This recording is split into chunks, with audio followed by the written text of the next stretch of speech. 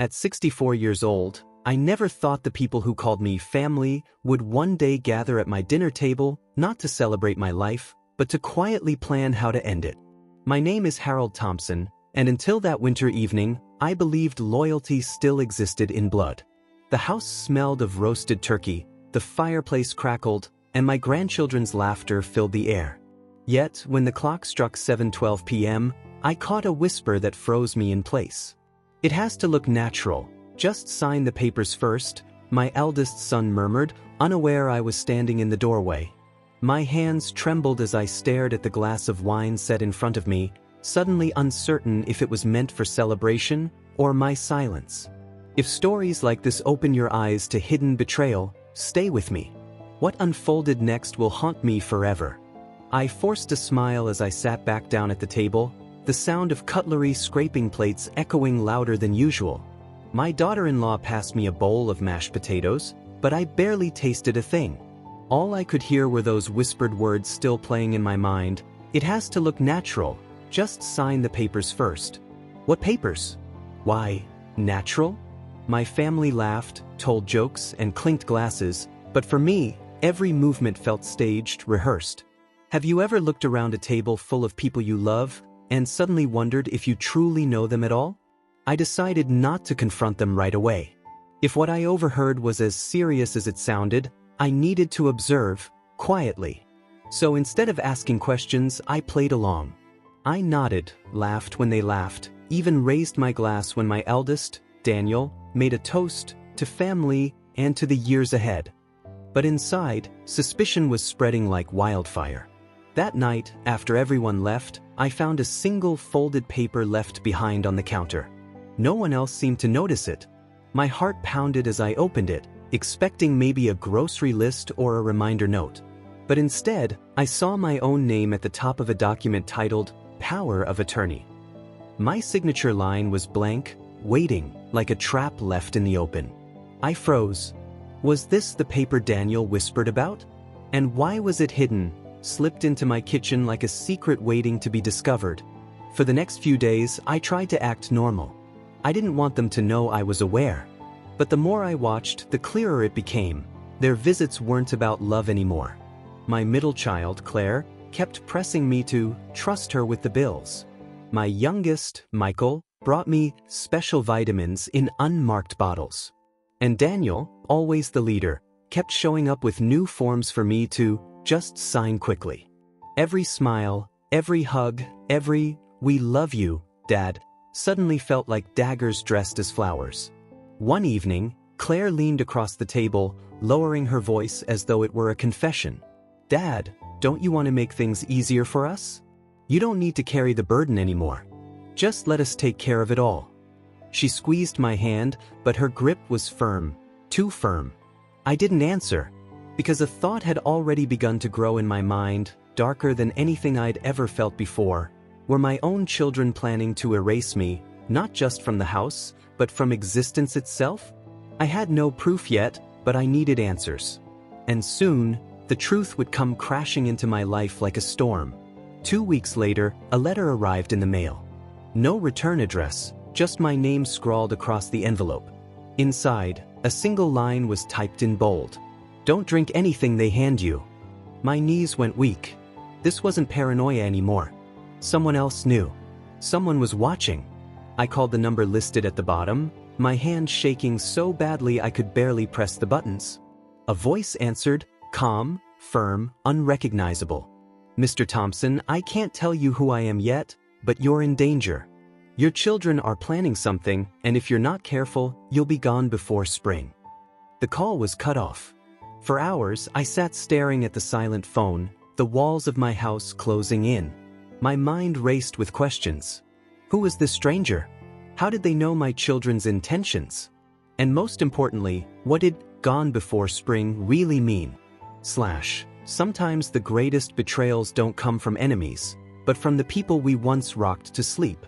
And the stranger's warning was only the beginning of the nightmare I was about to face. The night after that anonymous call, I couldn't sleep. Every creak of the house felt louder, every shadow stretched longer than it should. I lay in bed staring at the ceiling, wondering if my own home was still mine, or if it had quietly turned into enemy territory. Have you ever been in your own house but felt like you were trespassing? That was me, living in fear, one heartbeat at a time. The next morning, Daniel showed up earlier than usual.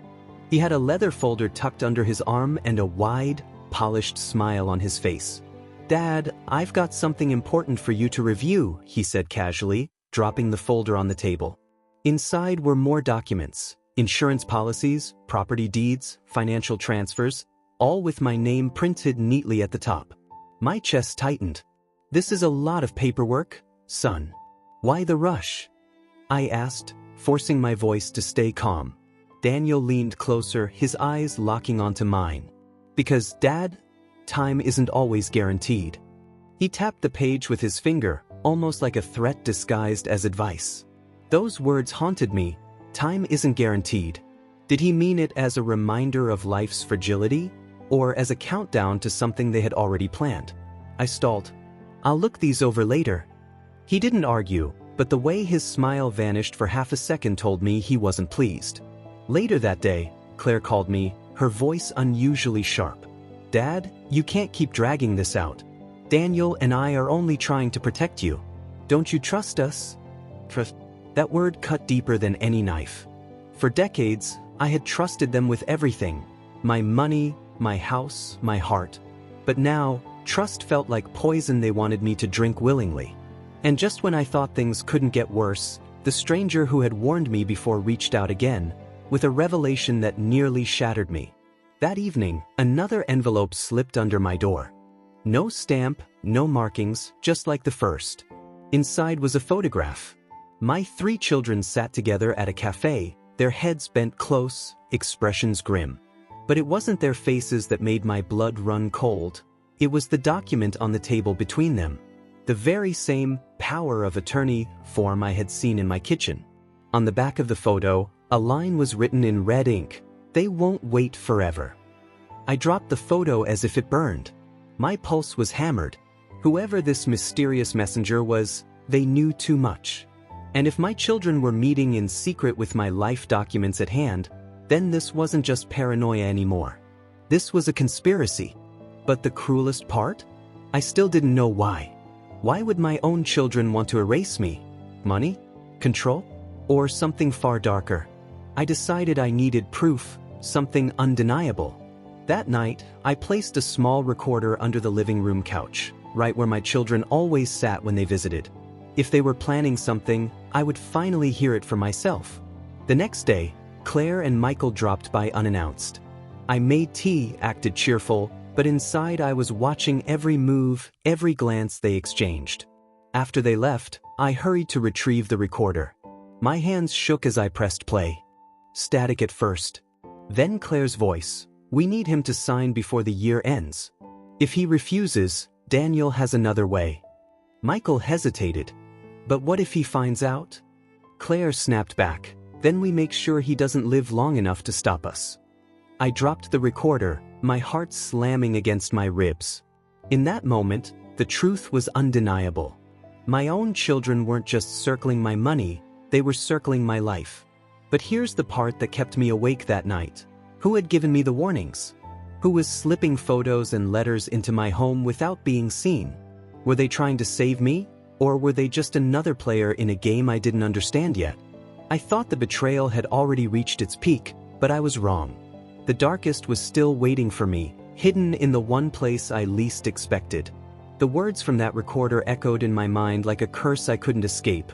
Then we make sure he doesn't live long enough to stop us. My own children, my blood, plotting not only to take everything I'd built but to erase me completely.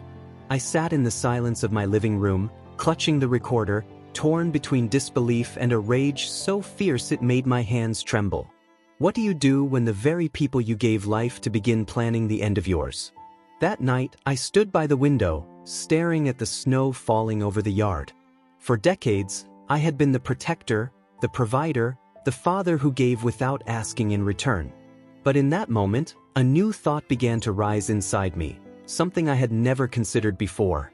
If my children had turned into predators, then maybe I had no choice but to become something far stronger. The next day, Daniel arrived again, this time with Michael in tow. They brought cheerful smiles, grocery bags, and that same suffocating energy that now felt like poison in my home. I played along, asking about their kids, listening to their stories. But behind every smile of mine was calculation. I wasn't just a father anymore. I was a hunter, waiting for the perfect moment to strike. And like any hunter, the first step was patience. When they finally left, I searched the grocery bags they'd brought for me. At the bottom of one, hidden beneath bread and fruit, was a small amber bottle. No label, no instructions, just loose pills rattling inside. My stomach dropped. Was this their other way? I didn't swallow them. Instead, I pocketed the bottle and decided to test it later.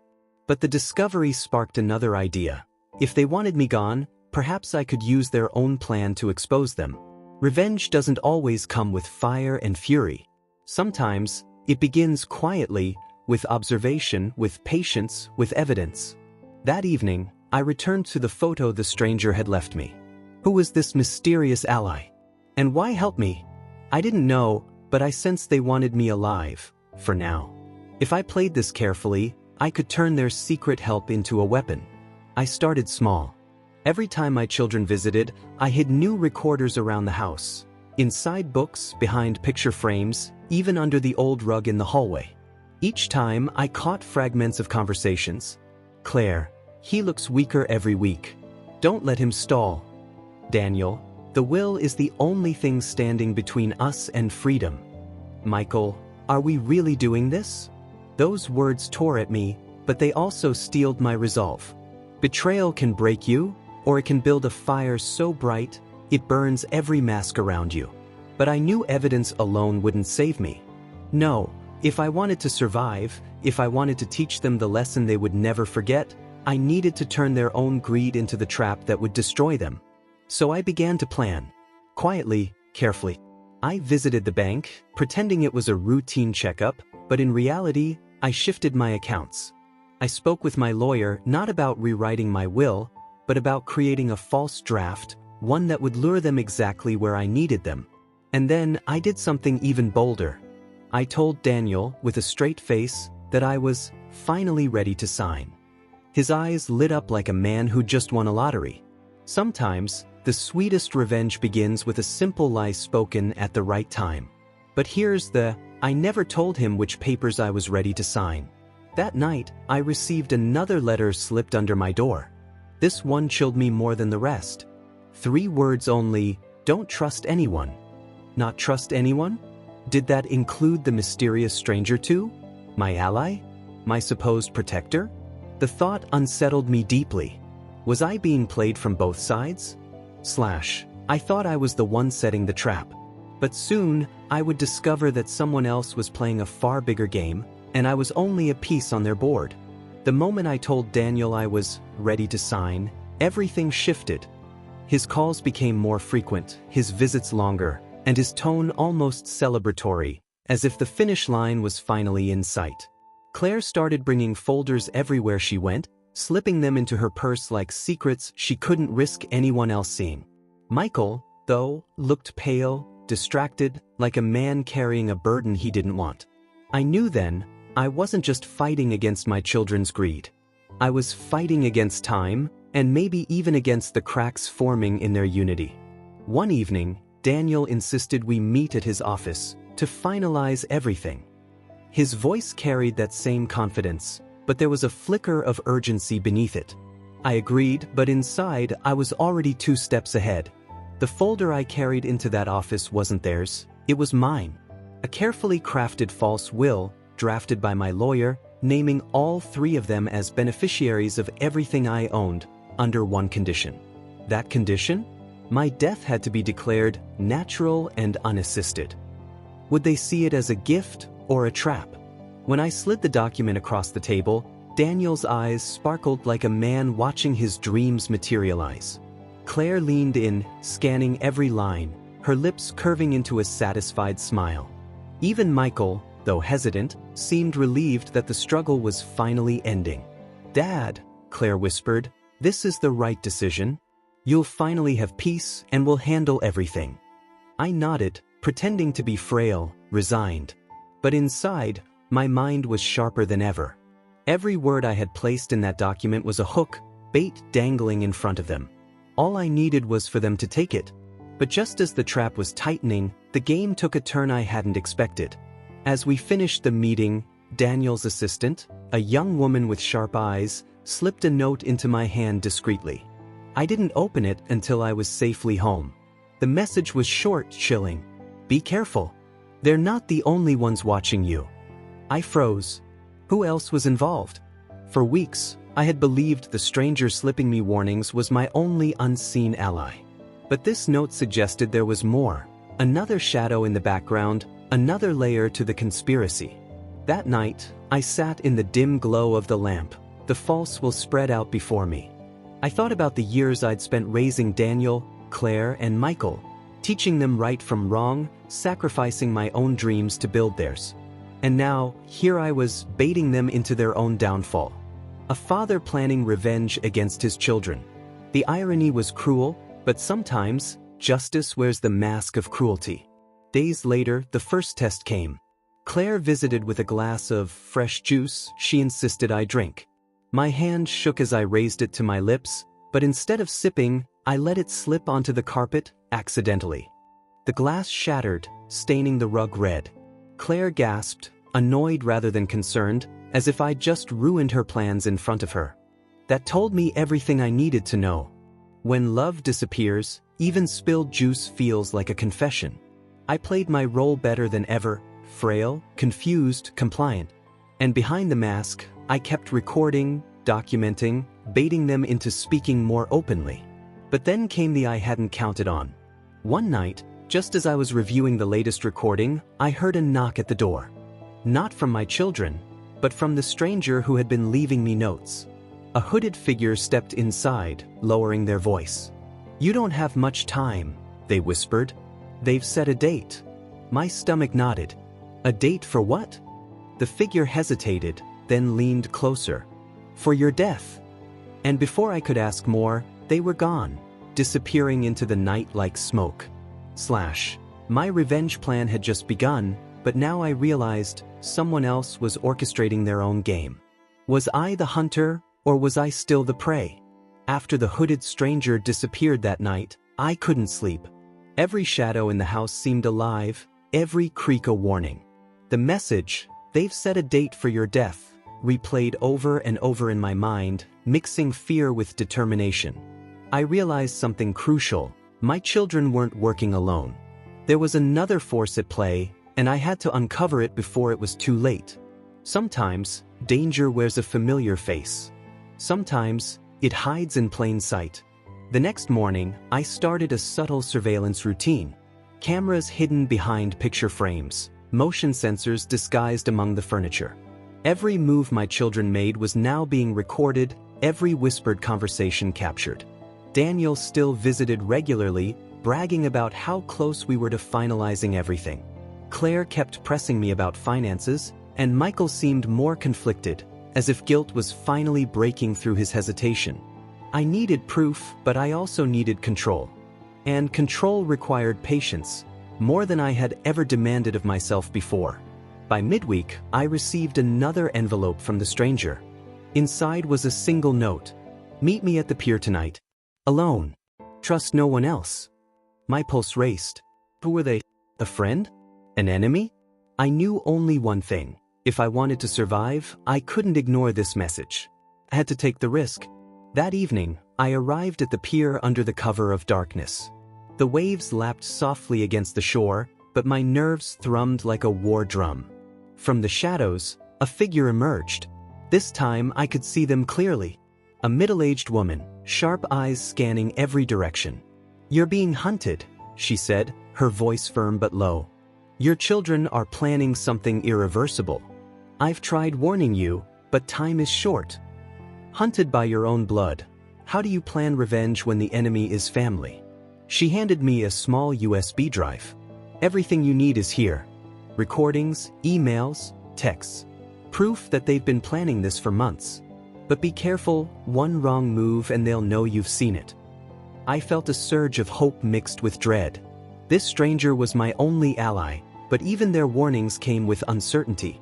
Could I trust them fully? Or was I being led into another trap? Over the next few days, I studied every recording and message on the USB. Daniel and Claire discussed timelines. Michael voiced hesitation, but their influence over him was growing. Every word, every glance, confirmed that my earlier fears were real. The betrayal ran deeper than I imagined. And yet, in every whisper, I saw the opportunity to turn the tables. I began planning small tests. During family dinners, I accidentally left my drink in plain sight. Each time they reacted, subtly revealing intent, impatience, and frustration. Claire's eyes would flash when she thought I wasn't watching. Daniel would press me for signatures more aggressively. And Michael, he began leaving clues of his own guilt, hinting he might help me if I approached him correctly. The child who seemed the weakest was now the key to unraveling the entire plan. Every night, I returned to the pier to meet the stranger. She gave guidance on interpreting behavior, suggested subtle traps, and reminded me, you can't rush this. The greater the patience, the sweeter the outcome. And patience became my weapon. Every day I watched, every secret I recorded, I was weaving a net that no one, not even my children, would escape. But a new problem emerged. Someone else knew about the USB drive. Notes started appearing in my mailbox, warning me to move faster and hinting that Daniel had begun to suspect I was onto him. The tension escalated. Every shadow in the house became suspicious, every phone ring a possible threat. I had started as the prey, then became the hunter, but now, a bigger game was unfolding. Someone else was moving pieces on this chessboard, and I wasn't sure if I could survive the next move. By the end of the week, I was ready. Every detail had been planned, every trap carefully laid.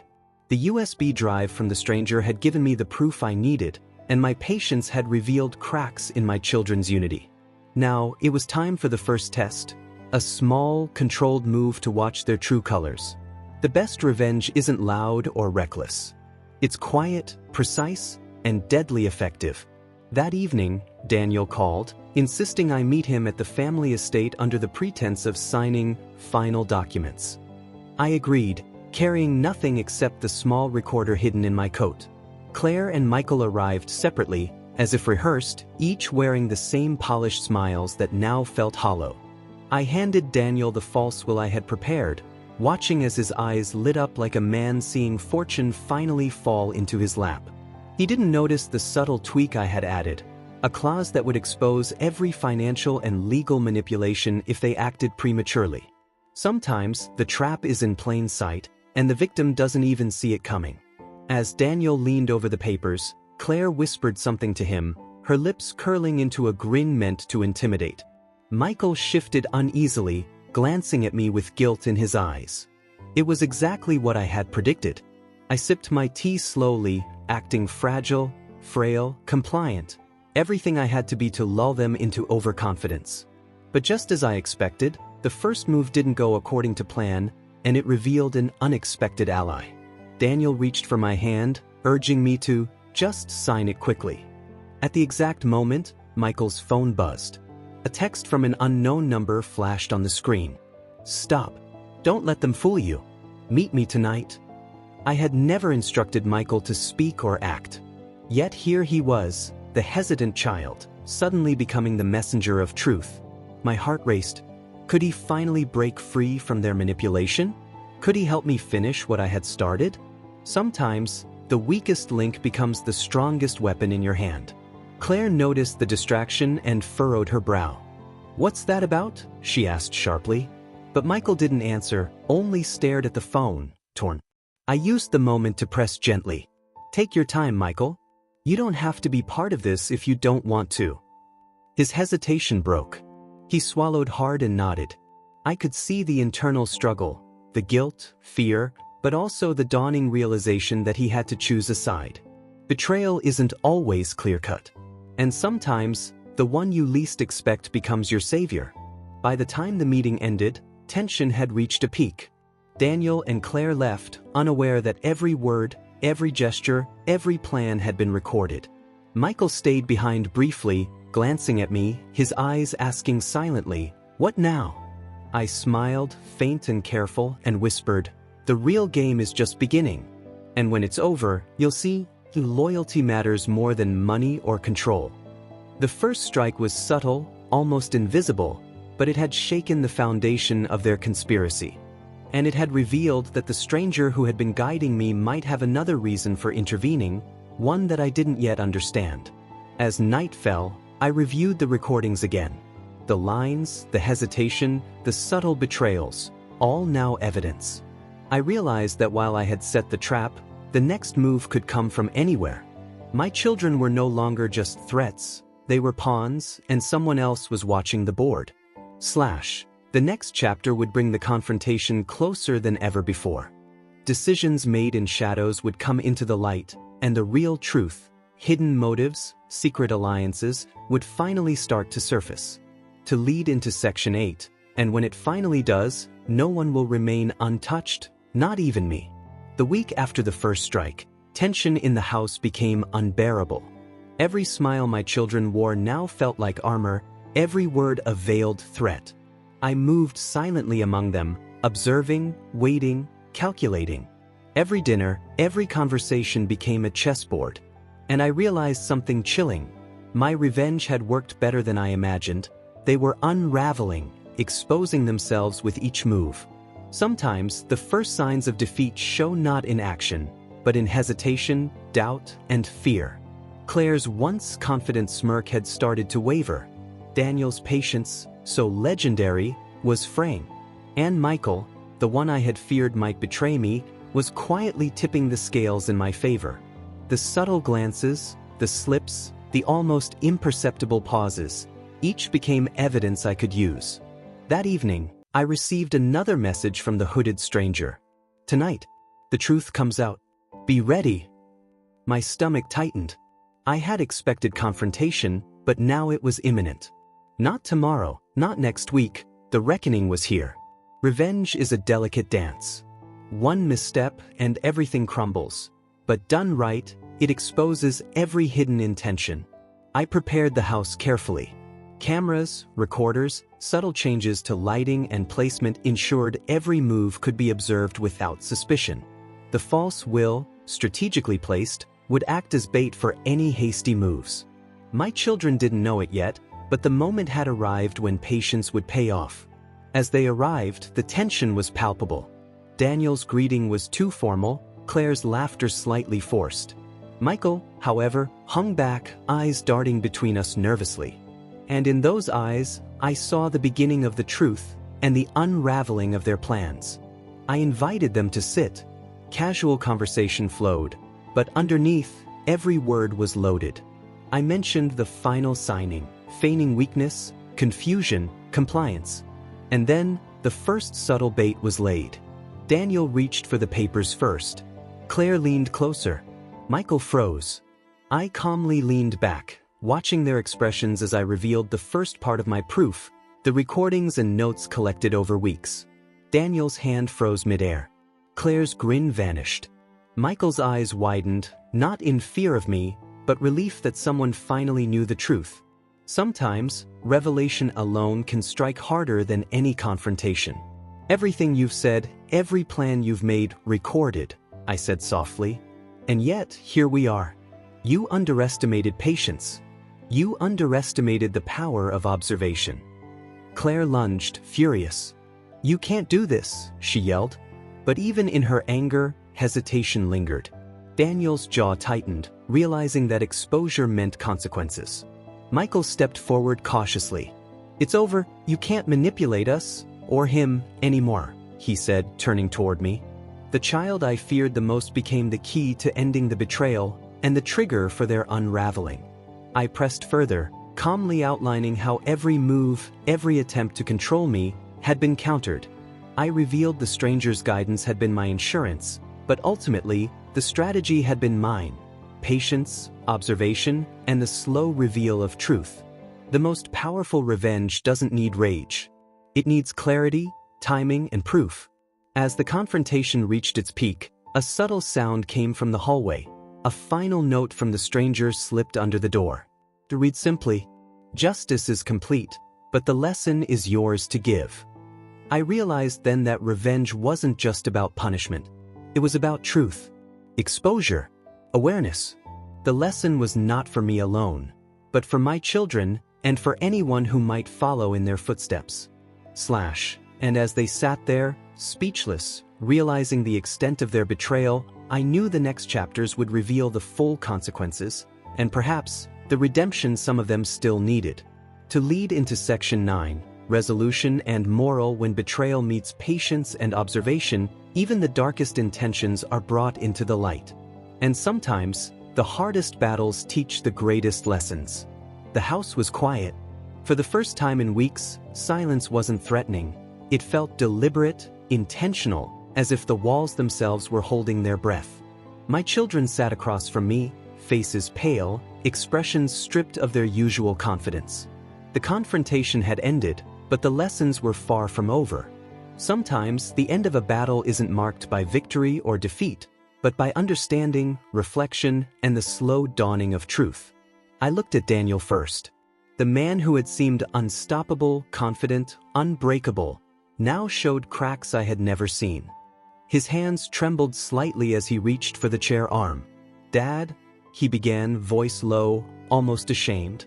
Claire, who had once wielded her charm like armor, looked anywhere but at me. "I didn't realize," she whispered, trailing off, unable to form words.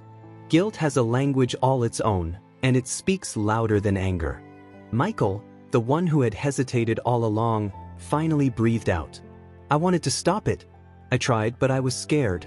I thought, maybe I was too late." His eyes met mine, seeking forgiveness, or perhaps guidance. I nodded slowly. "It's not too late," I said. "What happened here doesn't erase who you are, or who I am. But it does leave a mark. A reminder that actions have consequences, that betrayal, especially within family, leaves wounds that take time to heal. And sometimes, the deepest scars are the ones that teach the strongest lessons." I revealed the stranger's role one last time.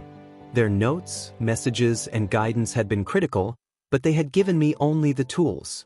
The real power had been mine: patience, observation, and understanding the truth behind every smile, every gesture, every word. Even with all the planning, I realized the greatest surprise wasn't the trap I had set, but what I learned about myself in the process. I thought about the weeks of fear, anger, and doubt. About how betrayal had forced me to become both predator and protector. I realized revenge wasn't just about exposing others, it was also about reclaiming control, dignity, and awareness. Revenge without reflection can destroy you, but with reflection, it becomes a lesson, a shield, a guide. The children listened quietly as I spoke. Slowly, shame and understanding began to replace their pride and greed. They asked questions, trying to grasp how everything had been. Uncovered how I had anticipated each step. I explained carefully: observation, patience, and a readiness to act when the time was right. Not anger. Not violence. Strategy. Because the strongest form of justice isn't in destruction, it's in clarity, timing, and moral authority. Hours passed, and the tension began to ease. They offered apologies, tentative but genuine. I accepted them, knowing that forgiveness isn't instant, but it begins with recognition, reflection, and the courage to face one's own mistakes. Yet, even in that moment of apparent closure, I couldn't shake the thought that life has a way of testing you again, sometimes from unexpected directions. I sent one last note to the stranger: "Thank you. The lesson is learned, but the story isn't over." And I realized that while revenge had its place, so did vigilance. Life teaches in cycles: betrayal, revelation, and reflection, and each cycle leaves lessons to carry forward. The moral is simple: trust wisely, observe carefully, and never underestimate the consequences of your actions, even with those you love most. Finally, as I sat alone that night, looking out at the stars, I felt a calm I hadn't known in weeks. The fear was gone. The danger was exposed. The lesson had been delivered. My children had been tested, and so had I. And though peace had returned, for now, I knew that life's shadows are never far. But armed with patience, observation, and clarity, no shadow can overwhelm you again. To conclude the story, betrayal teaches, revenge instructs, reflection heals. And when the light returns after darkness, even the deepest scars can guide you toward wisdom. As I close this chapter of my life, I realize something important. Betrayal can come from the people you love most, but it also teaches the most powerful lessons. Patience, observation, and clarity aren't just tools for revenge. They are shields that protect you, guides that help you navigate life's darkest moments. And sometimes, the strongest revenge isn't about hurting others. It's about reclaiming yourself, your dignity, and your peace. I look back at my children, not just with anger, but with understanding. They were flawed, driven by greed and fear, just like many of us can be when faced with temptation. What mattered most was revealing the truth, giving them a chance to reflect, and showing them the consequences of their choices. Life is full of shadows and surprises. One moment you feel safe, the next you face betrayal, but every challenge leaves a lesson if you are willing to see it. To those watching, remember, watch closely, trust wisely, and never ignore the signs around you. Observe, plan, and act, not recklessly, but with purpose. Protect yourself, and don't let anyone manipulate or deceive you. If this story opened your eyes, if it made you think about the people in your life, subscribe to The Art of Revenge. Every story we share teaches a lesson, sometimes harsh, sometimes subtle, but always unforgettable. Because in the end, life isn't about revenge alone. It's about surviving, learning, and emerging stronger than before.